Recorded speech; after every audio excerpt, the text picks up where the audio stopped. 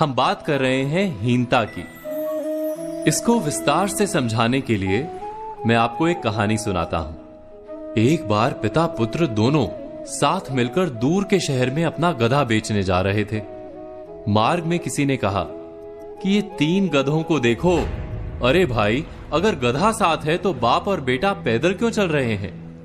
ये सुनकर बाप ने अपने बेटे को गधे पर बिठा दिया। कुछ आगे जाकर किसी ने कहा कि कमाल का बेटा है भाई, अपने बूढ़े बाप को पैदल चला रहा है। तो बेटा गधे से उतर गया और बाप को बैठा दिया। कुछ दूर जाकर किसी की बात सुनी, भाई कमाल का बाप है, अपने बेटे को पैदल चला रहा है। यह सुनकर बाप बेटे दोनों गधे पर बैठ गए।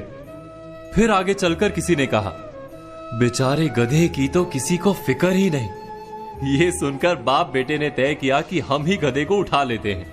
जब उन्होंने गधे को कंधे पर उठाने की कोशिश की तो गधे ने भड़क कर लात मारी, दोनों की पसलियां तोड़ दी और भाग गया।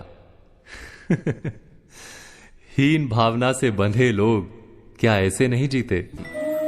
कभी कभी हमारे सारे निर्णय लोगों की धारणाओं पर आधारित होते हैं। हम यही विचार करने में जीवन बिता देते हैं कि समाज क्या कहेगा। अपने जीवन का प्रवाह लोगों की बातें सुनकर बदलते रहते हैं। ऐसी हीन भावना हमें जीवन में सफल नहीं होने देती। क्या ये सत्य नहीं? ये सत्य है कि समाज से उत्तम कोई दर्पण नहीं।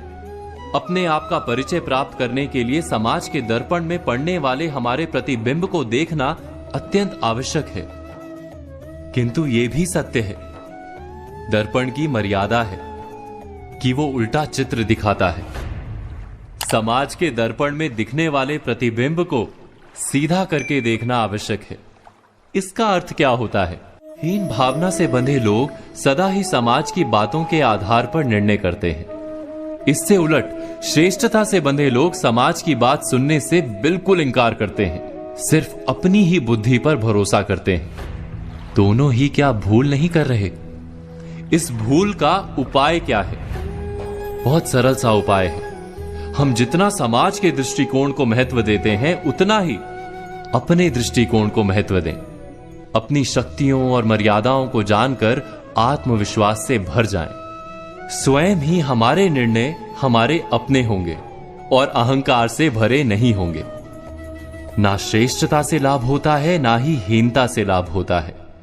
सच्चे आत्मविश्वास से ही जीवन में सुख प्राप्त होता है। इस बात पर मनन, चिंतन, विचार अवश्य कीजिएगा। आज हमने बात की हीनता की और कल हम बात करेंगे श्रेष्ठता पर। तो आज कही बातों पर विचार कीजिए और कल की प्रतीक्षा कीजिए।